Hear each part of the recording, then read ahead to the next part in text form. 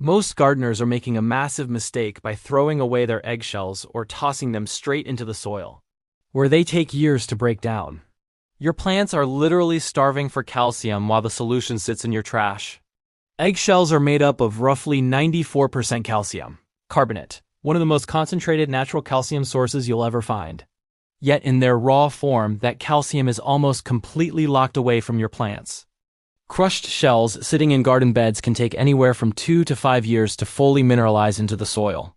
And by then, the tomato plant that desperately needed it during fruiting is long gone. The reason comes down to chemistry. Calcium carbonate is an insoluble compound. Plant roots absorb nutrients in their ionic form, dissolved, water-mobile, and bioavailable. When you throw a handful of crumbled shells into your raised bed, you're essentially dropping a mineral vault into the earth, expecting the plants to crack it open themselves. They simply cannot do that fast enough to prevent deficiencies. Blossom end rot, tip burn, stunted growth, weak cell walls, these aren't just nutrient deficiencies. They're the result of calcium being physically present in the soil, but biologically unavailable when the plant needs it most. This is where the rapid extraction method changes everything. Rather than waiting years for natural decomposition to do the work, we trigger a controlled chemical reaction that mimics what acidic soil and humus naturally do over time. Only we compress that process into days. The result is a liquid, water-soluble calcium supplement that your plants can absorb immediately through their roots or directly through their leaves. It is the difference between locking your pantry and actually feeding your family. The chemistry of the vinegar extraction method. The science behind this method is beautifully straightforward. Once you understand what's happening at the molecular level, raw apple cider vinegar contains between 5% and 8% acetic acid. When acetic acid comes into contact with calcium carbonate, a neutralization reaction occurs. The acid donates hydrogen ions that break apart the carbonate structure, releasing calcium and carbon dioxide gas. What you're left with is calcium acetate, a highly water-soluble calcium salt that plant roots can take up almost immediately. This is not a fringe technique. It's basic acid-base chemistry applied purposefully to a gardening problem. The ratio that works best is approximately 1 part finely crushed toasted eggshells to 10 parts raw apple cider vinegar by volume. The toasting step matters here, baking your shells at around 200 degrees Fahrenheit to 350 degrees Fahrenheit for 15 to 30 minutes. It makes the shells more brittle and easier to crush into a fine powder, and it eliminates any residual bacteria. A coarser grind will still work, but a finer powder dramatically increases the surface area exposed to the acid, meaning a faster, more complete reaction. Within minutes of combining the powder with vinegar, you will see the mixture begin to fizz and foam. This cold boil is your carbon dioxide escaping. That active bubbling is your confirmation that the reaction is working. A vigorous fizz tells you the calcium carbonate concentration is high. A sluggish or weak reaction might indicate that your vinegar is too diluted or pasteurized, which is why raw, unfiltered apple cider vinegar consistently outperforms the standard grocery store stuff. You want a vinegar that still contains the mother, that cloudy, protein-rich culture, because it signals that the fermentation acids are active and intact.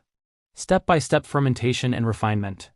Once you've combined your eggshell powder and raw apple cider vinegar in a glass jar, resist the urge to seal it tight. The reaction produces carbon dioxide gas, and a sealed container can build up enough pressure to create a real mess. Cover the jar with a breathable cloth secured with a rubber band. This allows gas to escape while keeping dust and debris out. Set the jar somewhere out of direct sunlight at room temperature. The first 24 to 48 hours will feature the most active bubbling. But the full 5-day sitting period is important for a reason beyond just watching the fizz die down. During those 5 days, the pH of the solution is stabilizing and the calcium acetate is fully leaching into the liquid. Rushing this process by straining too early can leave you with a partially mineralized liquid that is less potent. Around the 3rd or 4th day, you'll notice the bubbling has slowed dramatically and the liquid has taken on a slightly amber or pale golden color. That color shift, paired with the near absence of fizzing, is your signal that the reaction has run its course. After 5 days, strain the solution through a fine mesh strainer or multiple layers of cheesecloth into a clean glass jar. You want to remove all the residual solids, any remaining shell fragments or sediment. This isn't just for aesthetics. Leaving particulate matter in the solution can clog spray nozzles, introduce unwanted microbial activity, and make your application inconsistent. The solids that remain after filtration are still calcium-rich and can go directly into the compost pile or be buried near a fruit tree. Nothing is wasted. For storage, glass is strongly preferred over plastic, as the acidity of the solution can slowly leach compounds from plastic containers. Store your concentrated liquid calcium in a cool, dark place. A pantry shelf or basement works well. Properly filtered and sealed, this concentrate stays effective and stable for up to 6 months. Label it clearly with the date, because you'll be making more batches and you'll want to use the oldest stock first. Application techniques for maximum plant growth. This solution is highly concentrated, and using it undiluted is one of the most common mistakes. The correct dilution ratio for soil drench applications is 1 tablespoon of concentrate per 1 to 2 gallons of water. At this rate, you're delivering a meaningful calcium boost without the risk of pH disruption or salt accumulation around the roots. For foliar application, spraying directly onto the leaves, err on the side of the more diluted end, around 1 tablespoon per 2 gallons. Applying to wet foliage in direct midday sun increases the risk of leaf burn, so early morning or evening applications are ideal. Foliar feeding deserves special attention because it is one of the fastest ways to correct a deficiency during a critical growth window. When plants are transitioning from vegetative growth into the flowering and fruiting stage, their calcium demand surges. This is the exact moment when blossom end rot begins. Not because there isn't calcium in the soil, but because the plant's transport system can't keep up. A foliar spray of your diluted calcium acetate solution applied 2 to 3 times per week during this transition delivers calcium directly through the stomata. Calcium-hungry crops like tomatoes, peppers, eggplants, and squash are your primary targets. These plants are notorious for showing blossom end rot and tip burn precisely because of the intense calcium demand during fruit development. Begin applying your diluted calcium solution 2 weeks before flowering begins, and continue through the first few weeks of fruit set. Established trees and perennials also respond beautifully to periodic soil drenches in early spring when new root growth begins. Think of it as a mineral handshake at the start of the growing season. Results and long-term soil health benefits. The difference between calcium-treated plants and untreated control plants becomes visible within a matter of weeks. Treated plants develop noticeably thicker, firmer stems, a direct reflection of calcium's role in building and reinforcing cell walls. Stronger cell walls mean greater resistance to fungal penetration, insect damage, and environmental stress. Plants with robust cellular structure are simply harder to kill. The epidermis is tighter, the cellular pressure is higher, and the plant manages its internal water balance more efficiently. This isn't anecdotal. It's consistent across dozens of grower reports and aligns with well-established plant physiology. Beyond the immediate plant response, this method speaks to something deeper about how we think about soil fertility. Synthetic calcium supplements and conventional fertilizers are manufactured, packaged, and shipped at enormous environmental cost.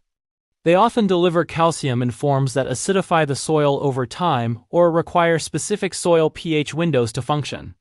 The calcium acetate you're making in your kitchen requires no factory, no fossil fuels, and no synthetic chemistry. It works in synergy with the natural acids already present in healthy humus-rich soil, reinforcing rather than disrupting the microbial ecosystem. Every eggshell you crack open from this moment forward should be seen differently. Not as waste, not as something to casually scatter, but as a premium mineral input waiting for the right activation. A single large egg contains enough shell material to contribute meaningful calcium. Across an entire household over a growing season, the cumulative mineral value is remarkable, and it costs you nothing beyond the time. This zero-waste kitchen-to-garden mindset is exactly the kind of ancient wisdom that modern soil science keeps rediscovering. Our grandparents didn't throw this stuff away. They understood, intuitively or experientially, that the boundary between kitchen and garden was a permeable one. Reclaiming that understanding is not nostalgia. It's one of the most practical and powerful things a grower can do for the long-term health of their land. If this kind of deep, practical, no-fluff soil wisdom resonates with you, subscribe to Timeless Humus Path and make sure you hit that notification bell.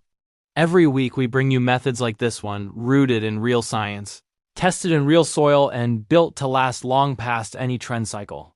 If you know someone growing food or healing land, Pass this video along? The more growers who understand what's really happening beneath the surface, the healthier our collective garden becomes.